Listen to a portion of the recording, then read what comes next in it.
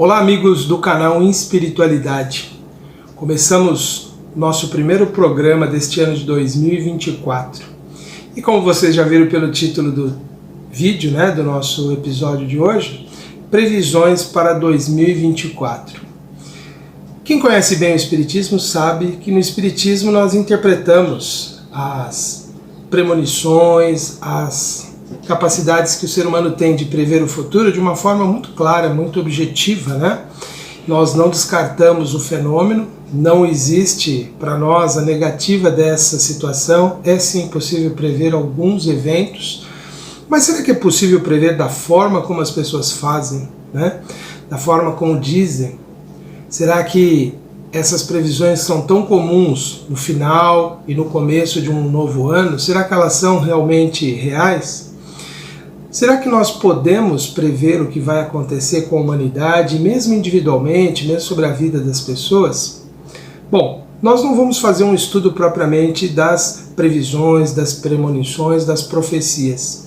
Nós vamos refletir sobre esse tema de uma outra forma, Nós vamos ver que é possível sim nós sabermos o estado de coisas e qualquer pessoa pode fazer isso a partir do conhecimento, a partir da experiência, a partir do que nós vamos aprendendo com a vida. Prever o futuro não é muito difícil quando nós conhecemos o nosso passado. Prever o futuro da humanidade não é muito difícil quando nós conhecemos o passado da humanidade. E isso nos remete naturalmente ao conhecimento espiritual que nós temos buscado nessa etapa da vida. Reflete todo esse conhecimento que os espíritos trouxeram no final do século XIX e que continuaram até os nossos dias nos esclarecendo sobre as leis espirituais da vida, as leis divinas. Nós estudamos então as obras de Allan Kardec, especificamente neste momento nós estamos vendo o Evangelho segundo o Espiritismo. E lá nós temos duas comunicações bem interessantes que nos ajudam a refletir sobre o que nós podemos esperar para a humanidade, para nós mesmos, daquilo que nós temos procurado fazer, daquilo que nós temos procurado vivenciar, daquilo que nós temos feito em nossas vidas. E isso nós queremos também trazer para este momento agora uma reflexão. Será que temos cumprido ou temos atendido ao grande chamado que recebemos desde o final do século XIX com essas comunicações? Será que a humanidade atendeu o convite amoroso dos espíritos superiores que trouxeram o Espiritismo, que trouxeram aqueles conhecimentos que foram codificados por Allan Kardec? Para a gente refletir sobre isso, para a gente refletir sobre o que a gente pode esperar, tanto individualmente quanto coletivamente para o ano 2024, eu quero analisar então com vocês as duas comunicações que constam do capítulo 7, o Orgulho e a Humildade, que compreende os itens 11 e 12, uma que é do Espírito Lacordaire e outra que é do Espírito Adolfo. Eu não vou ler as comunicações, não vou me deter muito nas expressões literais que os dois espíritos nos trouxeram, mas vou trazer algumas reflexões a partir das ideias e fica a sugestão para que vocês façam a leitura dessas duas comunicações. A primeira de Lacordaire, então, ela é dada no ano de 1863 e a segunda de Adolfo, que foi um bispo da Igreja Católica e que desencarnado trouxe as suas reflexões para contribuir com o conhecimento espírita, foi dada no ano de 1862. Bom, vejamos então sobre essas duas comunicações. Vou falar primeiro nada de Lacordaire e depois eu vou trazer as reflexões de Adolfo, que são bem mais sintéticas, bem mais curtas. A primeira coisa que a gente nota nessa comunicação é que este espírito ele ainda conserva algo da sua crença, Porque logo no início, ele, depois de desejar a paz do Senhor para as pessoas, ele evoca a presença do Espírito Santo para iluminar, para que ele pudesse conseguir cumprir a sua missão de esclarecer as pessoas. Quem conhece o Espiritismo sabe que no Espiritismo nós não entendemos a pessoa da divindade, Deus, como dividido em três pessoas. Não reconhecemos a Trindade como os cristãos fazem. Nós reconhecemos que Deus é único, que Jesus é um espírito puro, seu filho, e que igualmente somos espíritos em evolução, seu filho. A ideia do Espírito Santo nós não reconhecemos como sendo uma parte de Deus. Entendemos que o Espírito Santo é uma coletividade de espíritos que na época, quando Jesus se referiu a ele e depois os discípulos, as pessoas não entenderam bem esse aspecto de coletividade.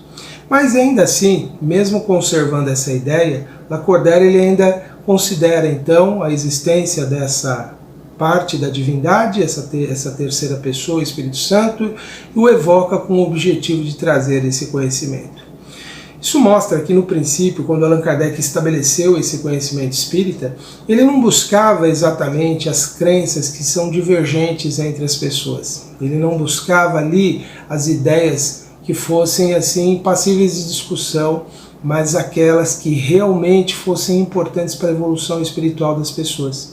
E é por isso que ele coloca essa comunicação aqui, porque ela é riquíssima de elementos extremamente importantes para a gente conhecer e entender a vida espiritual. Nessa comunicação, então, Lacordaire ele destaca por que a humildade ela é tão importante, por que ela se torna algo tão assim relevante para a vida humana e para a evolução do espírito. E ele traz isso na forma de uma pergunta, né? É possível serdes caridosos para com o vosso próximo sem humildade? E aqui, quando a gente fala de caridade, a gente está falando da verdadeira, do autêntico sentimento de amor ao próximo. É possível realmente a gente amar o ser humano, amar qualquer ser, sem a gente ser verdadeiramente humilde?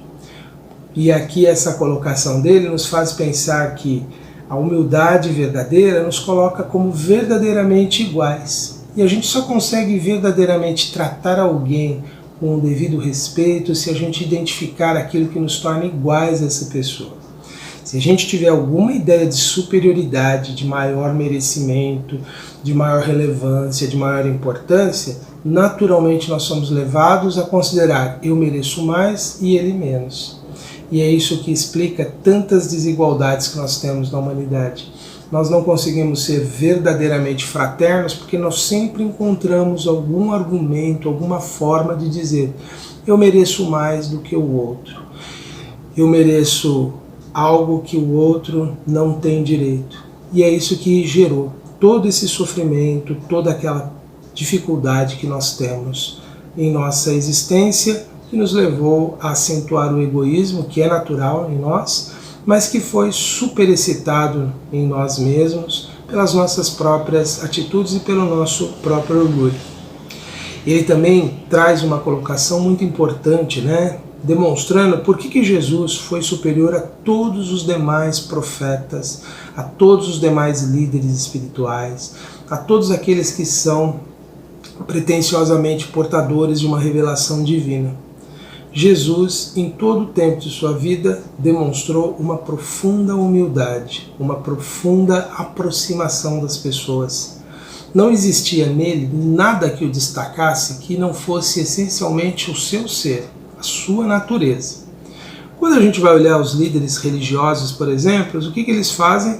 Buscam sempre formas de se distinguir das outras pessoas, de se colocarem como superiores, de se colocarem ali como de destaques. Eu não quero citar nenhum exemplo assim claro, para que não transpareça que nós estamos fazendo nenhum tipo de disputa religiosa, mas a gente observa isso, né? Hoje em dia, com o acesso fácil que nós temos pelas redes sociais a tantas informações, a gente vai ver, existem muitas pessoas que se colocam ali como representantes divinos e ostentando riquezas, ostentando bens materiais, e eles acreditam que aquilo é merecido, aquilo é para eles. Enquanto que Jesus se colocou de uma forma profundamente próxima das pessoas. Ele se colocou ao lado das pessoas que eram consideradas pecadoras, passíveis de recriminações, passíveis de serem afastadas do convívio dele, que era um ser puro, esteve próximas a elas. Isso mostra então o porquê que a humildade é um elemento essencial dos espíritos verdadeiramente puros, porque eles não se afastam daqueles que são inferiores quando têm a missão de auxiliá-los. Eles se colocam como seus pares para os ajudar. E o que isso tem a ver com a gente, né? Tem a ver de a gente pensar, se a gente quer realmente ajudar alguém, a gente não pode ter esse distanciamento, a gente não pode achar que algo justifique que nos leve a nos afastar das pessoas que são consideradas necessitadas sob todos os aspectos. A verdadeira humildade coloca aquele que sabe mais junto daquele que sabe menos, para ajudá-lo a superar a sua ignorância. A verdadeira humildade coloca o indivíduo que tem mais junto daquele que tem menos, justamente com o propósito de auxiliá-lo, de fortalecê-lo a conquistar aquilo que lhe é devido. Mais adiante, o Espírito ele vai dizer então que se o Cristo prometeu o reino dos céus aos mais pobres, foi porque os grandes da terra imaginavam que os títulos e as riquezas eram a recompensa de seus méritos e que sua essência era mais pura que a do pobre. Por muito tempo isso foi usado pelos nobres, por aqueles que detinham algum tipo de riqueza, para dizer, olha, eu tenho isso porque Deus me deu. Se Ele não deu para você, é porque você não merece. Então você não pode cobiçar o que é meu. Isso é algo então que mostra, né, um pensamento de uma época que provavelmente muitas pessoas conservam até hoje. Se a gente não pensa que nós temos uma virtude a mais que os outros, ou melhor, que a gente tem um grau de pureza a mais do que o outro, algo a gente pensa que nós somos mais merecedores do que as outras pessoas. E a gente precisa pensar muito nisso. Se quando a gente compara a nossa vida com a vida do outro, a gente realmente considera que as pessoas têm o que elas realmente necessitam, ou se nós acreditamos que nós temos algo a mais porque somos mais merecedores, né? E não vamos entrar aqui naquela questão do mérito daqueles que conquistaram pelo trabalho, porque de fato, pessoas que conquistam certas circunstâncias pelo seu trabalho podem até considerar, foi a minha virtude de dedicação ao trabalho que me levou àquilo. Mas como que se explica o fato de existirem pessoas também imensamente devotadas ao trabalho e não terem reunido as mesmas condições? Há alguma lei de merecimento aqui? Não há. Há muitas vezes a necessidade de experiência que o espírito tem e daí ele ter uma prova que dê a ele condições que não correspondem à sua capacidade de se esforçar, de obter aquilo que ele precisa. Por isso que quando nós desfrutamos de algo que nós atribuímos ao nosso trabalho, além de atribuir ao nosso trabalho, temos que pensar se temos, porque também as leis divinas permitiram que assim fosse. Porque não é necessariamente apenas pelo nosso merecimento, mas porque é a experiência que nós necessitamos nesse momento. Se o outro não tem, não é porque ele não se esforçou tanto quanto devia. Muitos lutaram muito na sua vida para deter certos benefícios, certos bens, e não conseguiram, não porque não tiveram esforço suficiente, mas porque a sua prova, a sua experiência não comportava aqueles bens que poderiam desviá-lo, que poderiam tirá-lo dessa caminhada. De qualquer forma, o pensamento que o Espírito traz aqui nesse trecho que eu li é justamente que não existem privilégios atribuídos por Deus a ninguém a partir dos bens que uma pessoa tem. Tudo para o Espírito é sempre experiência, é prova, é oportunidade de crescimento. Então, ter ou não algo não significa que está relacionado apenas com os nossos méritos, mas com as nossas necessidades de aprendizado, de crescimento, de evolução.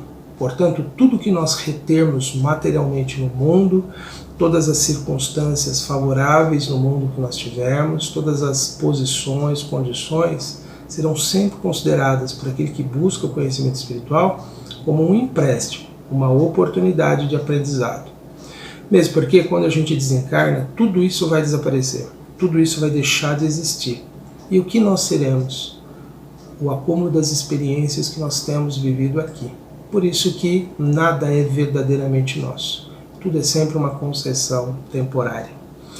E ao fazer isso, né, ele desperta ali, naquele século XIX, 1863, ele desperta a consciência das pessoas que retêm algo, de que elas pensem no grande número dos sofredores, dos necessitados que existem.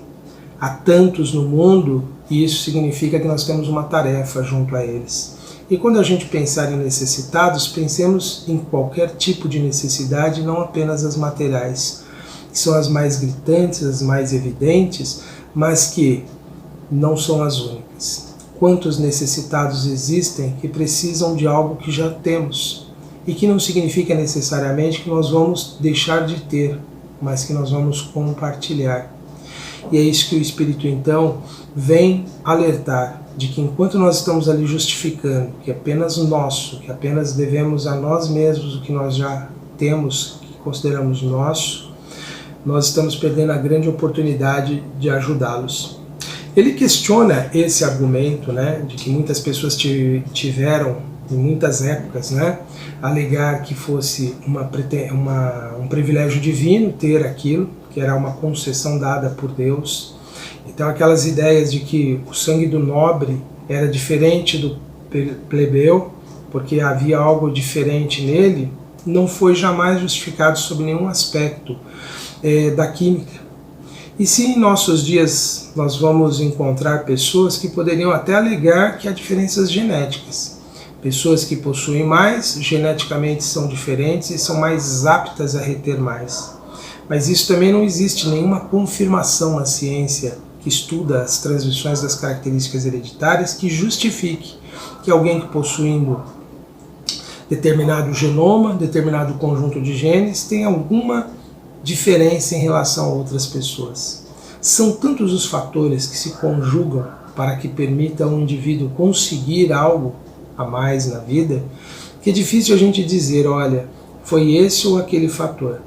Na verdade, tudo aquilo que propicia um indivíduo ter algo, reter algo, trazer algo a mais na sua experiência, é sempre coordenado pelas leis divinas. Pode haver uma propensão genética em que o indivíduo tenha capacidades intelectuais um pouco mais desenvolvidas e que isso o ajudaria a ter melhor desempenho em alguma atividade e o favoreceria a enriquecer? Sim. Mas elas só se manifestam se estiver dentro desse critério divino das necessidades que o espírito encarnado tem para a sua evolução. Porque há histórias de inúmeras pessoas inteligentíssimas, mas que nunca foram capazes de reunir bens materiais. Me recordo agora de um grande inventor, Nikola Tesla, uma pessoa que teve uma grande importância na ciência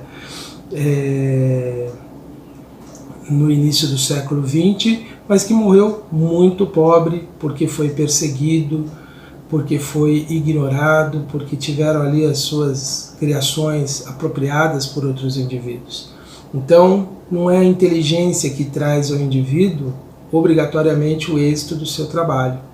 Muitas vezes existem outros fatores que se conjugam e que se transformam em verdadeiras provas para aqueles espíritos que atravessam essas situações.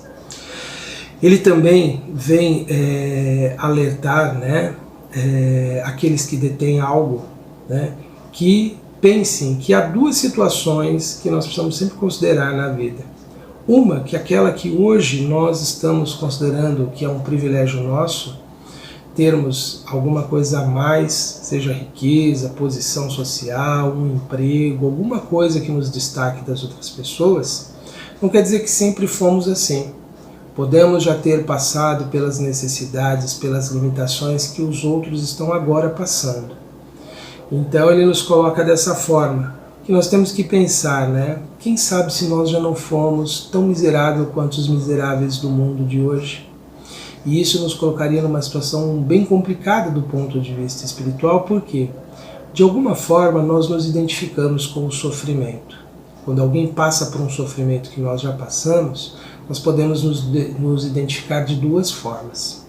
Uma é nos solidarizando profundamente com aquela pessoa. Normalmente, pessoas que aprenderam as lições que a dor traz, quando observam outras passando por aquela situação, despertam em si um grande sentimento de solidariedade, de desejar ajudar aquela pessoa a todo custo. Quando a gente está nesse estágio, é que realmente nós aprendemos algo importante na evolução espiritual. Se nós conseguimos nos solidarizar com os que sofrem, porque já sofrendo em outra vida, sabemos o peso daquela dor. Mas também há as pessoas que repudiam as experiências negativas que já passaram, porque não aprenderam suficientemente com elas. E aí estaremos numa situação profundamente infeliz, porque, sabendo o quanto dói aquela dor, nós não nos sensibilizamos, nós não nos tocamos em fazer algo por aquele porque nós temos repúdio àquele sofrimento, porque nós rejeitamos. Nesse sentido, nós já estamos falhando espiritualmente. Se nós rejeitamos algo porque não queremos contato com aquele sofrimento, isso denota que nós ainda não desenvolvemos a verdadeira solidariedade. E aí significa que talvez nós precisemos ainda voltar àquela experiência. Por isso que é melhor que nós vençamos em nós qualquer resistência em auxiliar os que sofrem. E que, de alguma forma, a gente passe a vê-los como pessoas que realmente necessitam do nosso auxílio. Bom, esse é o argumento, então, que aqui Lacordaire traz para fazer aqueles que detêm algo pensarem nos que mais sofrem. Mas ele também traz o outro, que é muito óbvio, né? Que é a questão da transitoriedade dos bens terrenos. Se nós estamos hoje numa posição favorável em algum sentido da vida, nós precisamos então usá-la para ajudar os que não estão nessa posição. Porque um dia nós já não teremos mais. E o que resta para nós? Apenas o mérito do bem que nós já fizemos. E é isso que nós vamos carregar conosco eternamente. Portanto, se temos os bens, os recursos, se temos à nossa disposição algo que nos favorece, temos que desenvolver esse princípio de compartilhar. Ele ainda prossegue, essa comunicação de Lacordaire, ela é longa, e eu aconselho que depois vocês façam a leitura integral dela e meditem sobre o que o Espírito falou.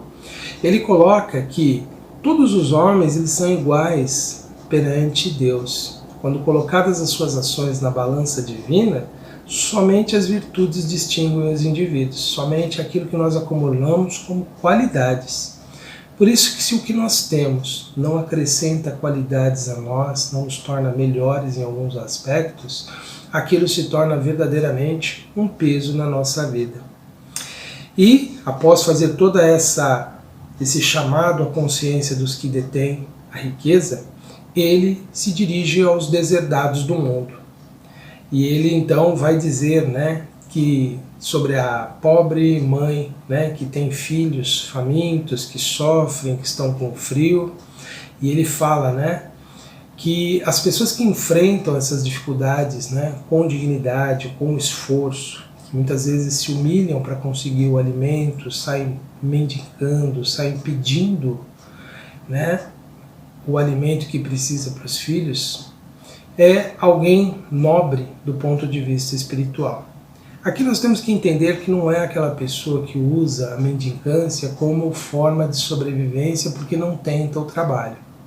Ele está obviamente dizendo aqui para aqueles que, não conseguindo trabalhar, não conseguindo se esforçar, porque tem algum fator que os limite, às vezes a impossibilidade do trabalho, às vezes a incapacidade de deixar os filhos com alguém, e isso que ele fala aqui da mãe que vai pedir para dar alimento aos filhos, nos faz pensar muitas vezes nas pessoas que estão pedindo nos faróis.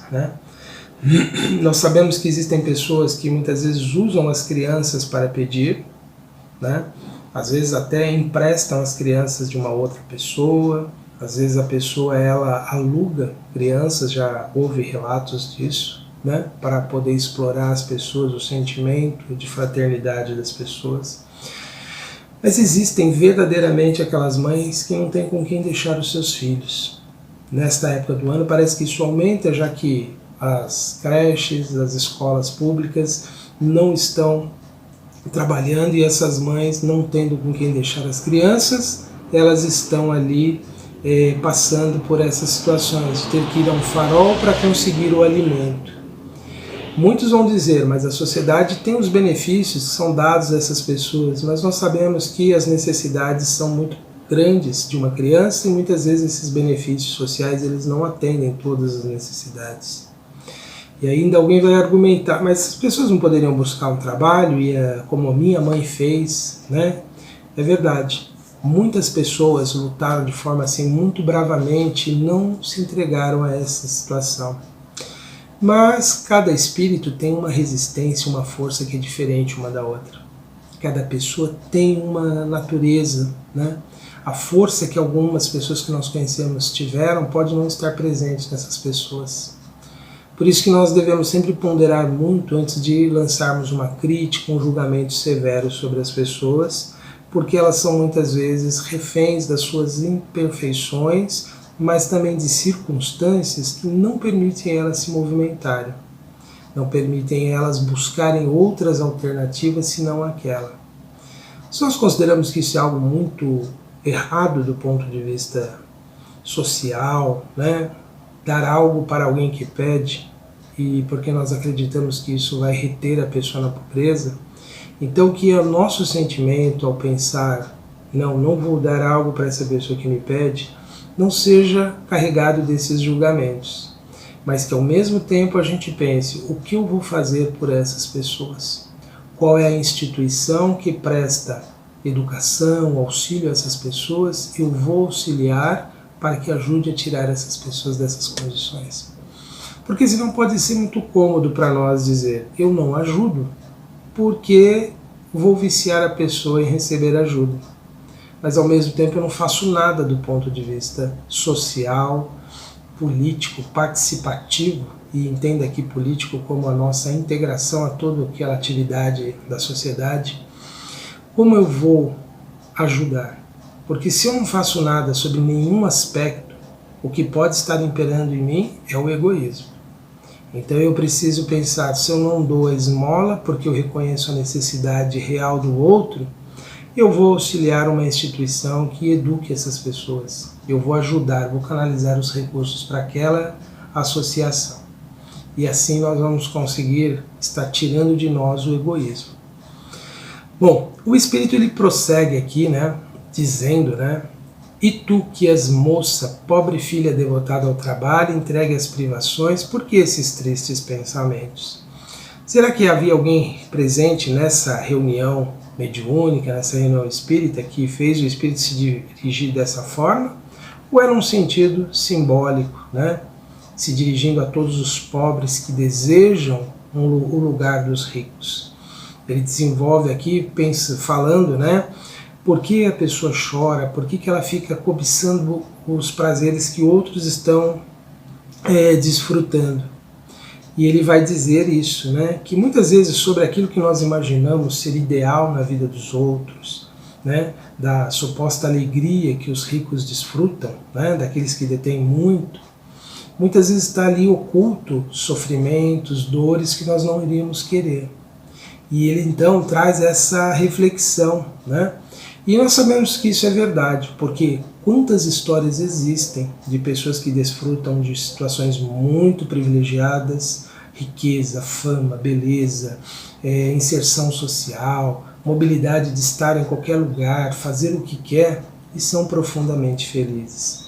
Quantos astros, quantas pessoas aí do mundo artístico estiveram em posições tão privilegiadas e ao mesmo tempo foram tão infelizes.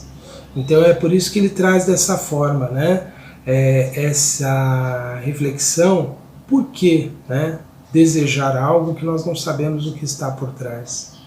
E isso nos faz pensar então que a nossa vida, né, aquilo que nós estamos experimentando, embora possa ter tristeza, dor, dificuldade, pode ter benefícios que essas pessoas não conhecem, pode ter situações que essas pessoas nunca vivenciaram. Estava ontem refletindo sobre esse tema junto com a minha esposa, pensando, né, na história de um grande astro mundial reconhecido, que teve poder monetário, né, teve muito dinheiro, fama, destaque, mas que foi profundamente infeliz quando criança, e que Jesus possa envolvê-lo em muita paz nesta hora, que ele possa ter já se recuperado de todas as suas dores. E que foi alguém muito infeliz, por quê? Porque não teve o amor paterno, não teve o cuidado que ele necessitava quando criança. Foi uma prova para ele como espírito, mas que o afetou profundamente durante essa última encarnação. Veja, toda a riqueza que ele conquistou, toda a fama, toda a projeção artística que ele conquistou, não cobriram nele esse sentimento, esse grande vazio, e ele infelizmente veio a desencarnar de uma forma muito triste. Isso nos mostra que às vezes aquilo que nós não tivemos, né? Não tivemos a riqueza nem a fama, mas tivemos alguém que nos amou profundamente em nossa infância e nos cuidou dentro das suas limitações, dentro das suas imperfeições. Nós fomos muito e somos muito felizes por isso. Então é isso que o Espírito tenta nos mostrar, que aquilo que nós imaginamos como ideal na vida do outro pode não ser para nós, porque nós não sabemos as dores que essas pessoas carregam.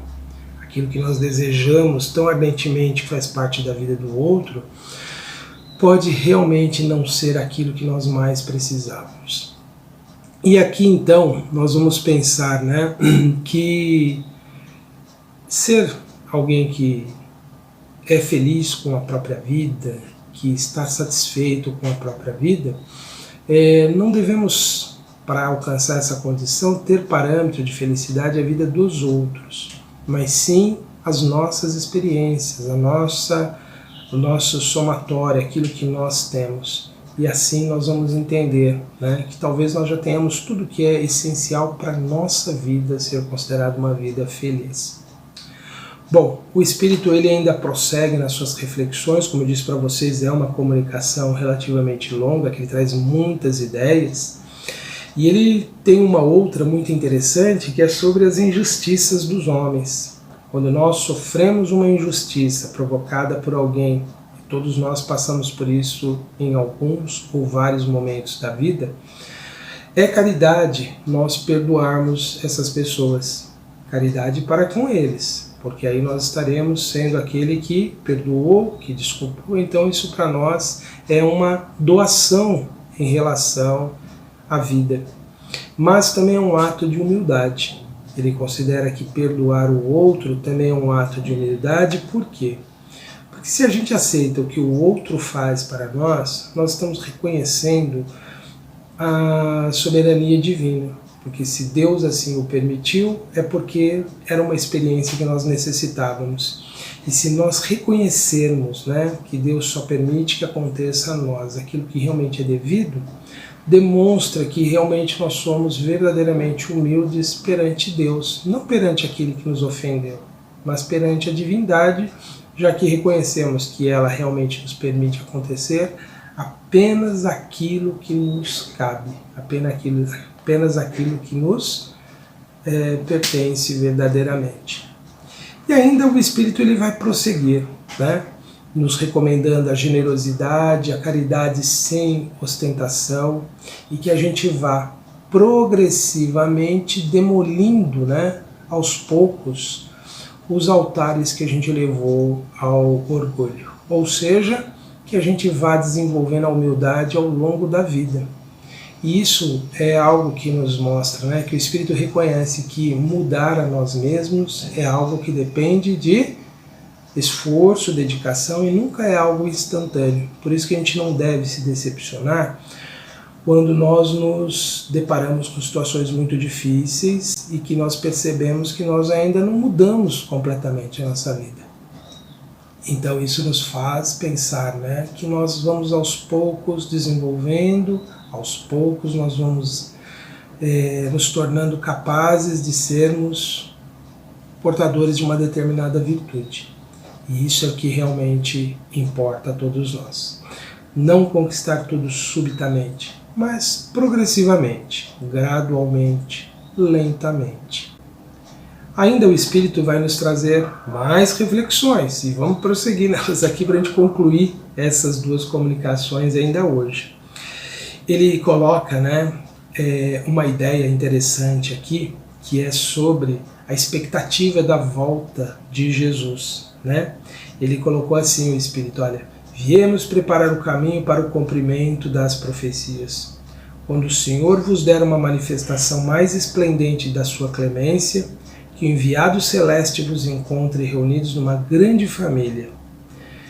Então isso denota que ele tinha ainda essa compreensão de que Jesus voltaria como é esperado por um grande número. A maioria dos cristãos espera uma volta literal de Jesus. Esse é um tema que no Espiritismo nós não entendemos dessa forma. Jesus não precisa novamente reencarnar, porque sua volta pode ser entendida do ponto de vista mas da retomada dos seus ensinamentos. Então, dessa forma que nós acreditamos que Jesus voltou e já está presente junto à humanidade, né? Mas ele coloca algo assim, né? Que se a gente permanecer insensível aos chamados que eles, os Espíritos, começaram, né, no século XIX, nos alertando, nos conscientizando, nós estaremos assim numa condição muito infeliz. Nós estaremos numa situação complicada do ponto de vista espiritual. Todas essas reflexões que Lacordaire faz é com esse intuito de nos fazer refletir, pensar sobre aquilo que nós temos, o que nós realmente somos e valorizar essa humildade. E você nessa altura do vídeo deve estar pensando, né? Mas Antenor, o que isso tudo tem a ver com essa ideia, né, de previsão do tempo, já que a gente começou, ou melhor dizendo, previsão do futuro, já que a gente começou com esse tema na abertura do nosso episódio de hoje. É agora a comunicação do Adolfo, juntamente com todas essas ideias que a gente desenvolveu até agora, que nos faz voltar a esse tema inicial que nós apresentamos no nosso episódio, né? Adolfo, ele vem então trazer outra ordem de reflexões, mas ainda dentro desse princípio do orgulho e da humildade, né? Ele nos aponta, né, que as causas atuais do sofrimento da humanidade no século XIX, e elas perduraram por todo o século XX, chegamos ao século XXI, ainda com as mesmas causas, né? É porque nós não aceitamos realmente esse convite de Jesus, que foi dado através da sua mensagem, através dos seus ensinamentos, para nós nos tornarmos verdadeiramente humildes e fraternos. Permitimos que o orgulho nos guiasse em todos esses séculos que nos separam da vinda de Jesus. E isso nos trouxe todo o sofrimento, toda a dor que hoje a humanidade continua experimentando. Então, nós, que o Espírito ele ainda prossegue dizendo, não podeis ser felizes sem mútua benevolência. E como poderá existir juntamente com o orgulho? É justamente por não sermos verdadeiramente fraternos, e a falta dessa fraternidade é o orgulho, a ideia de que nós necessitamos ou temos mais direito que outras pessoas, nos levou a tudo isso que nós estamos vivendo. E ele diz que o orgulho é a fonte de todos os males da humanidade.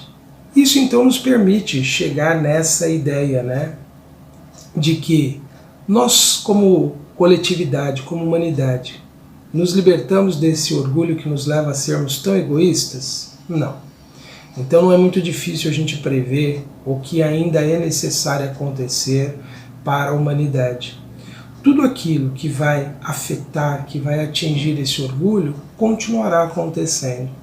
Seja no âmbito coletivo, no aspecto coletivo, seja no individual.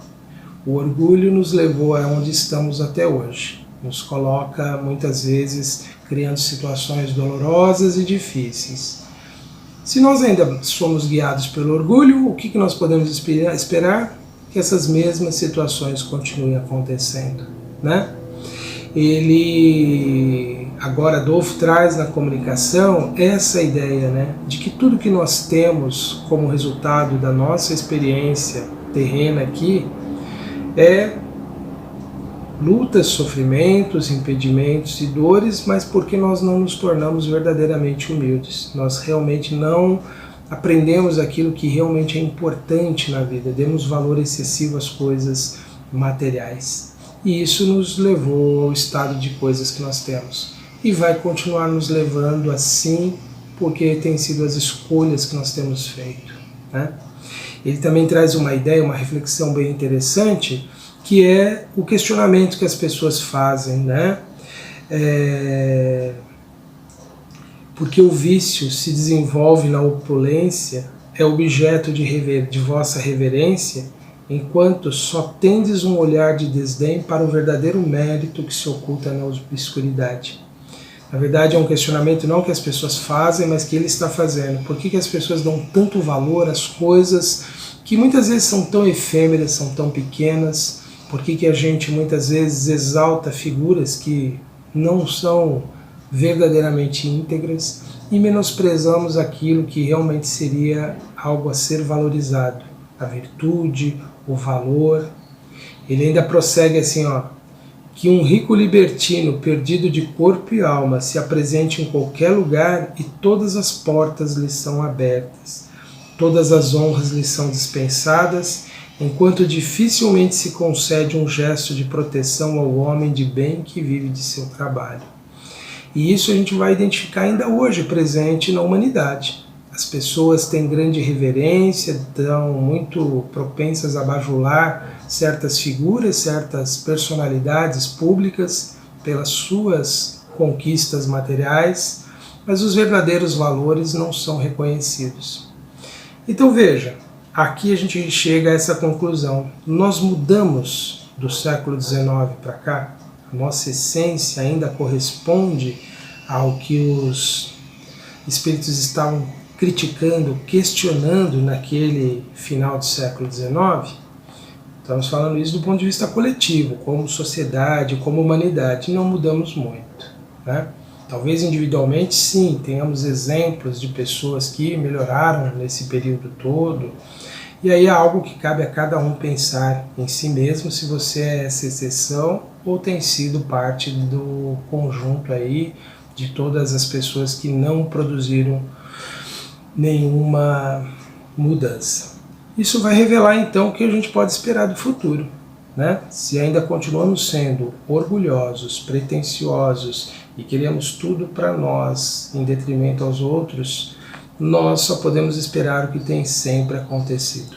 Por isso que não é de se espantar então que nós possamos fazer previsões de que haverão grandes escândalos, existirão grandes dores, lutas, ainda continuarão existindo tragédias, acidentes, calamidades, porque no fundo todas essas experiências elas são ainda necessárias para os espíritos que vão vivê-las. Por isso que não é difícil prever que vai acontecer tudo isso, porque nós ainda necessitamos dessas experiências, seja individualmente ou coletivamente. Os espíritos ainda em evolução encarnados no planeta requerem as experiências para o seu crescimento, né? Aqui, quando o Adolfo falou sobre essa tendência que nós temos, né, de valorizar muitas vezes pessoas que não são verdadeiros exemplos de virtude, pelo contrário, de grande vício, ele fala que o orgulho é indulgente para tudo quanto o agrada. Então isso é uma medida que nos permite avaliar, né, uma conduta que nós legitimamos, que nós justificamos. Será que é porque nós temos essa identidade com isso? É porque nós ainda gostamos daquilo, por isso que nós apoiamos o vício, e vício aqui no sentido de mau comportamento do ponto de vista ético, do ponto de vista espiritual? Então é isso que ele nos chama a refletir, né? E ele diz que a nossa tendência, né, a deixar que as necessidades materiais se sobrepusessem ao bom senso e à razão. Muitas vezes nós desprezamos aquilo que realmente é importante do ponto de vista espiritual, porque estamos excessivamente apegados aos nossos desejos materiais, às nossas necessidades materiais. Ele desenvolve um outro pensamento muito interessante também, que é falando dessa forma, olha, quando o orgulho atinge o seu extremo, é o indício de uma próxima queda, pois Deus pune sempre os soberbos. Se às vezes os deixa subir, é para lhes dar tempo de refletir e de emendar-se sobre os golpes que, de tempos a tempos, desfere no seu orgulho como advertência. Então isso explica por que Deus permite que as pessoas que têm maus comportamentos, que ferem o direito dos outros, possam continuar agindo como sempre agiram. Isso então é porque eles necessitam, né, de tempo para amadurecerem. Deus aguarda o arrependimento para que eles percebam, porque a própria experiência vai mostrando para eles que estão errados, até o momento em que aquilo é dado um basta. Então isso também nos leva a ajudar a entender que muitas vezes nós vamos caminhando na vida livremente, impunemente, mas nós vamos passar por esses sofrimentos em algum momento se a própria experiência não nos alertar de que estamos agindo mal na vida. Por isso que também não é difícil prever que as pessoas que estão em grandes desequilíbrios vão enfrentar grandes dores, que a humanidade em grandes desequilíbrios vai passar por grandes provações, porque em algum momento Deus interrompe todo esse processo e aí nós temos que amargar as dores. Nós desperdiçamos abençoados e amorosos convites espirituais sempre. E isso é parte até do processo evolutivo, porque afinal de contas só se desenvolve a liberdade aquele que a pode exercer, né? E é dessa experiência que a gente vai absorver ali os desencantos, as dores, nós vamos abrindo os nossos olhos, vamos aprimorando a nossa capacidade de agir, né? Aqui Adolfo concluiu a sua mensagem, a sua comunicação, dizendo que Deus enviou, através das comunicações dos Espíritos, um poderoso remédio aos males, que era um grande socorro à aflição da humanidade que já vinha se perdendo no século XIX. Mas muitos não aceitaram. E alguns poderiam argumentar hoje, mas Antenor, e as outras pessoas que não souberam das comunicações dos Espíritos? Foram chamados de outras formas. Porque o Evangelho foi levado livremente, e se não foi a mensagem do Evangelho, outros ideais de fraternidade, de amor, de respeito, outros discursos de virtudes foram proferidos em outros meios por outras pessoas. Quando se fala, por exemplo, de respeitar os direitos humanos essenciais, fundamentais, também é um convite de Deus à humanidade a se regenerar. Aceitamos eles? Atendemos isso ao princípio de respeitar o próximo? Então, todos foram convidados a uma grande renovação. Quem não aceitou, infelizmente, vai experimentar as grandes lutas, as grandes dificuldades. Então, o que nós podemos esperar para esse ano de 2024? É um ano que vai continuar tendo os problemas que nós sempre tivemos. E ao falar isso, eu não gostaria que ninguém assimilasse isso de uma forma negativa, de uma forma pessimista para a vida, porque nós sempre podemos melhorar o nosso desempenho na vida, sempre podemos amenizar as dores que nós mesmos criamos. Mas as lutas, as provas, as dificuldades vão continuar, porque não aprendemos as lições. O dia que as aprendermos, nós já não necessitaremos mais. Por isso que nós precisamos urgentemente, né? Se quisermos termos um ano melhor, termos atitudes melhores perante a vida. Teremos que ter mais empenho em amar, mais empenho em perdoar, mais empenho em identificar o que nós estamos fazendo que atrai a luta, o sofrimento para nós. E como vimos em toda essa abordagem que fizemos, hoje o nosso vídeo acabou se alongando bastante, mas em tudo isso que nós falamos, nós vemos que por trás de tudo isso, né, está ali o nosso grande e problemático e mais profundo problema, que é o orgulho, que nos leva ao egoísmo, que nos leva necessariamente a criar dor e sofrimento e que gera mais dificuldades para nós mesmos.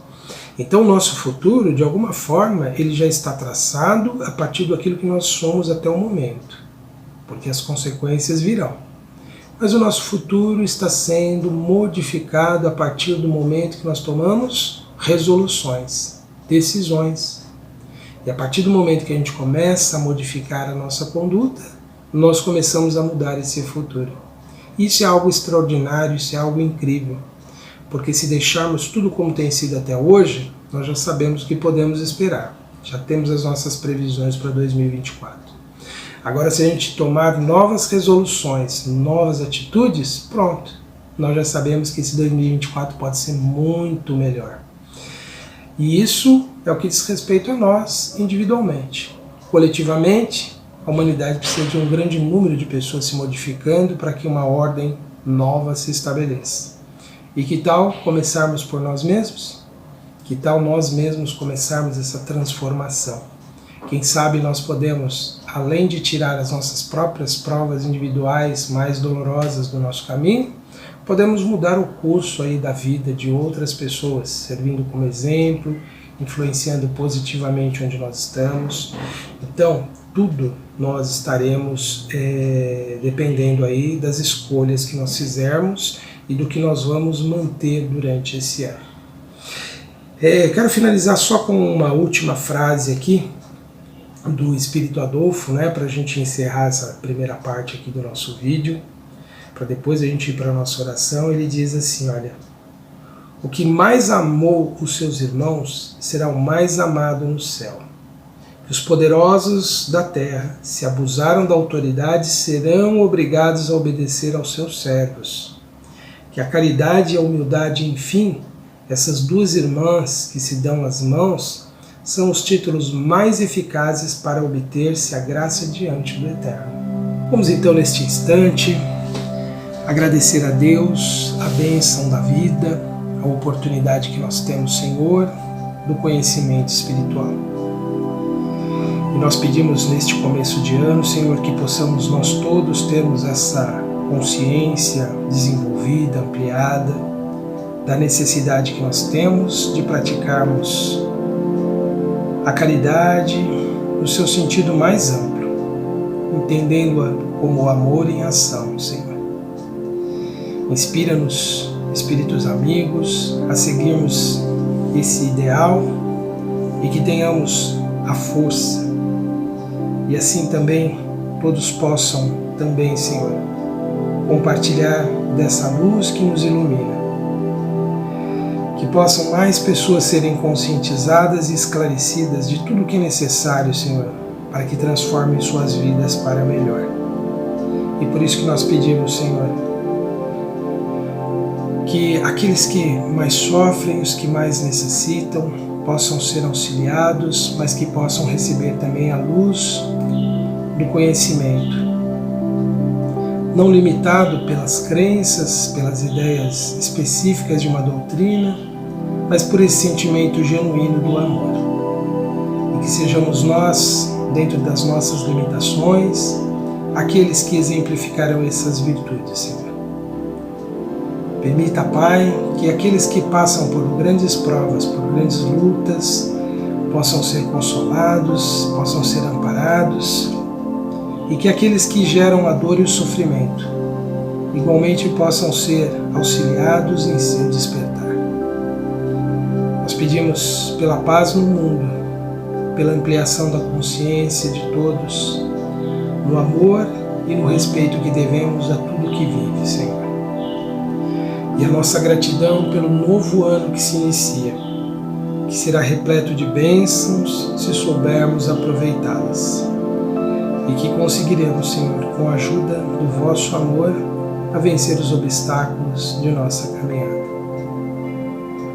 Abençoa os nossos companheiros que nos ouvem, que nos acompanham, que todos possam ser ajudados e assistidos em suas vidas, na superação dos seus desafios. Obrigado, Senhor, por tudo. Que assim seja. Graças te damos. Meus amigos, foram estas as nossas reflexões para este momento.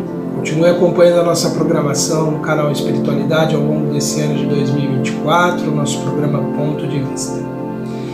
Continue também acompanhando ali a minha programação das palestras no meu site antenormorais.com.br. Desejo a todos um ano de muitas realizações no bem. Um grande abraço a todos e até a próxima.